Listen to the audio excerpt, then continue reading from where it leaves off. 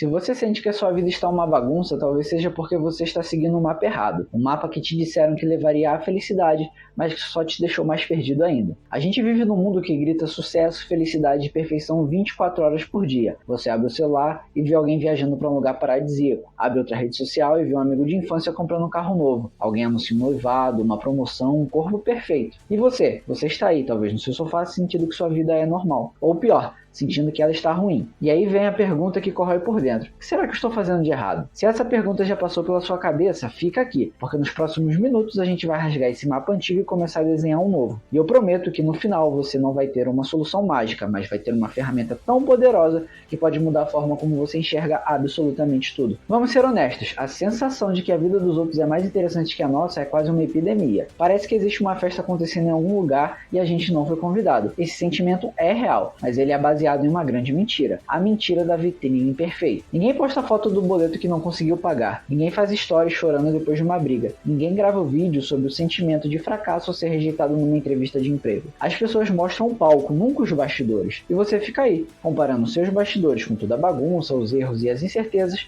com o palco brilhante de todo mundo. É uma comparação injusta. É como comparar um trailer de um filme com um documentário sobre os problemas da produção. Não faz sentido. Mas o problema é ainda mais profundo. Não é só a comparação. O nosso próprio cérebro está programado para nos sabotar. Pensa nisso. Os nossos ancestrais lá nas cavernas precisavam estar super atentos a qualquer perigo. Um barulho no mato não podia ser um coelhinho, tinha que ser um tigre. O cérebro que focava no negativo, no perigo, era o cérebro que sobrevivia. O otimista que achava que tudo eram flores, bom, esse sim virava almoço de tigre. A gente herdou esse cérebro. Ele é programado com algo que os cientistas chamam de viés de negatividade. Isso significa que o seu cérebro é como um velcro para experiências ruins e como um teflon para experiências boas. Uma crítica gruda em você por dias, mas 10 elogios escorregam e somem em minutos. Eu lembro de uma vez que apresentei um projeto importante no trabalho. Eu estava nervoso, mas me preparei por semanas. No final, recebi vários e-mails de parabéns. Meu chefe me elogiou na frente de todo mundo. Foi um sucesso, mas no meio disso tudo, um colega fez um comentário pequeno, uma crítica sobre um detalhe minúsculo no slide de apresentação. Adivinha qual pensamento ficou na minha cabeça antes de dormir? Não foram os elogios, foi aquela única maldita crítica. O meu cérebro, com seu viés de negatividade, ignorou todo o positivo e se agarrou com força àquele único ponto negativo, como se minha vida dependesse daquilo. Seu cérebro faz o mesmo, ele é um especialista em encontrar o que está errado. E quando você junta esse cérebro programado para o drama com um mundo que só mostra a perfeição, você tem a receita completa para se sentir um fracasso. Você começa a acreditar na ilusão da felicidade de destino. Aquela ideia de que eu serei feliz quando eu me formar, quando eu comprar o apartamento, quando eu encontrar um parceiro, quando eu for promovido. A gente corre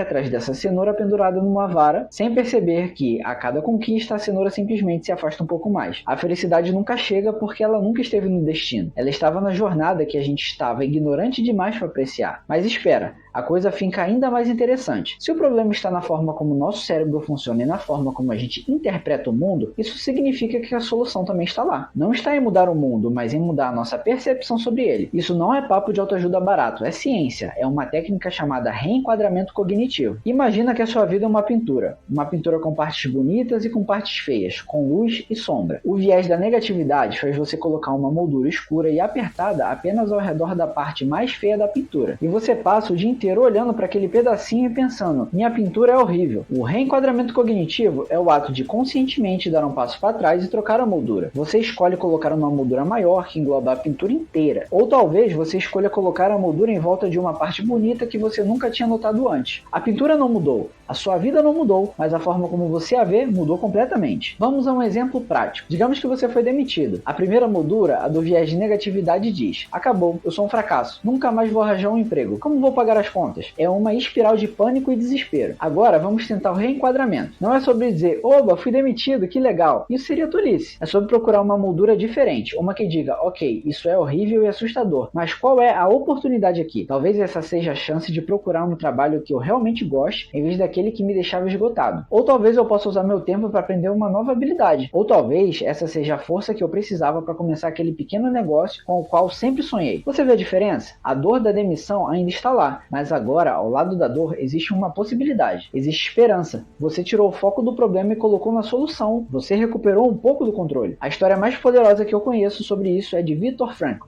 Frankl foi um psiquiatra austríaco que sobreviveu a campos de concentração nazistas durante a Segunda Guerra Mundial. Ele perdeu a esposa, os pais e o irmão. Ele viveu o inferno na Terra, cercado pela morte, pela fome e pela crueldade. E no meio desse horror absoluto, ele fez uma descoberta que mudaria para sempre a psicologia. Ele percebeu que entre os prisioneiros, os que tinham mais chance de sobreviver não eram os mais fortes fisicamente, mas sim aqueles que encontravam um sentido para o seu sofrimento. Aqueles que mesmo na pior situação inimaginável ainda sentiam que tinham um porquê para viver. Podia ser a esperança de reencontrar um filho, a vontade de terminar de escrever um livro, ou até mesmo a missão de ajudar um colega que estava pior. Frankl escreveu mais tarde uma frase que deveria ser ensinada em todas as escolas. Tudo pode ser tirado de um homem, exceto uma coisa, a última das liberdades humanas: escolher sua atitude em um determinado conjunto de circunstâncias, escolher o seu próprio caminho. Pensa na força disso. Eles podiam tirar suas roupas, sua dignidade, sua comida, mas não podiam tirar a liberdade dele escolher como ele iria responder a tudo aquilo. Ele não podia controlar o que acontecia com ele, mas podia controlar o que acontecia dentro dele. Essa mesma liberdade você tem agora, nas suas lutas que podem parecer pequenas em comparação, mas que são o seu mundo. Você não pode controlar se alguém vai partir seu coração, mas pode escolher se vai usar essa dor para se fechar para o mundo ou para aprender mais sobre o que você valoriza no amor. Você não pode controlar se vai perder o emprego, mas pode escolher como vai encarar esse novo começo. A vida não é 10% o que acontece com você, mas 90% como você reage a isso. Isso parece muito teórico, né? Ah, legal, vou escolher minha atitude. Então vamos trazer para a prática. Como você aplica isso hoje, agora, de uma forma que o seu cérebro entenda? Porque não adianta só entender a ideia, você precisa treinar sua mente para agir de acordo com ela. Lembra de que o seu cérebro é viciado em negatividade? A gente precisa mandá-lo para uma clínica de reabilitação. E essa clínica é um exercício ridiculamente simples, mas com poder de transformação comprovada pela ciência. O exercício foi popularizado por Martin Seligman, o pai da psicologia positiva, e se chama 3 coisas boas. É só isso. Todas as noites antes de dormir, você vai pegar um caderno ou abrir as notas do celular e vai escrever 3 coisas que deram certo no seu dia. E o mais importante, você vai escrever o porquê delas terem dado certo. É aqui que a mágica acontece. O seu cérebro, que passou o dia inteiro escaneando o horizonte em busca de tigres, de perigos, de problemas, agora recebe uma nova missão. Ele é forçado a rebobinar o dia e procurar por coisas boas. No começo vai ser difícil. Você vai pensar, nada de bom aconteceu hoje. Mas aí você se esforça e encontra. Pode ser qualquer coisa, por mais boba que pareça. Por exemplo, o café da manhã que eu tomei de manhã estava especialmente gostoso. Por quê? Porque eu acordei 5 minutos mais cedo e o preparei com calma, sem a correria de sempre. Isso reconhece o seu próprio esforço em criar um momento de paz. Um estranho sorriu para mim na rua hoje. Por quê? Talvez porque eu também sorri primeiro sem perceber. Isso te conecta com outras pessoas e com o impacto positivo que você pode ter. Eu consegui terminar um relatório chato no trabalho. Por quê? Porque eu me disciplinei, foquei por 1 hora e agora me sinto aliviado e produtivo. Isso celebra a sua disciplina e a sensação de dever cumprido. O segredo é que não precisam ser coisas grandiosas. Não precisa ser ganhei na loteria ou recebi uma promoção. O objetivo é treinar o seu cérebro a encontrar a felicidade nas pequenas coisas, nos detalhes do dia a dia. Ao fazer isso, noite após noite, você está literalmente reconfigurando suas vias neurais. Você está enfraquecendo o músculo da negatividade e fortalecendo o músculo da gratidão e da observação positiva. Depois de algumas semanas, você vai perceber que começa a procurar por essas coisas boas durante o dia, antecipando o que ainda vai escrever à noite. Você se torna um caçador de momentos felizes. Sua vida não mudou, o trânsito continua ruim, os boletos chegando, pessoas ainda vão te decepcionar, mas a sua capacidade de enxergar o bem no meio do caos, essa sim mudou radicalmente. Você para de viver esperando pela felicidade que está lá no futuro e começa a encontrá-la aqui, agora. Então vamos resumir nossa jornada. A gente descobriu que a sensação de que sua vida é ruim muitas vezes vem de uma ilusão alimentada pela comparação injusta com a vida editada dos outros nas redes sociais. Entendemos que o nosso cérebro tem um viés de negatividade de fábrica que nos faz focar no que dá errado, mas a gente também viu que não somos prisioneiros disso. Através do reenquadramento cognitivo, a gente pôde escolher a moldura que colocamos em nossas experiências, assim como Viktor Frankl nos ensinou sobre a liberdade final de escolher nossa atitude. E o mais importante, a gente aprendeu um exercício prático e poderoso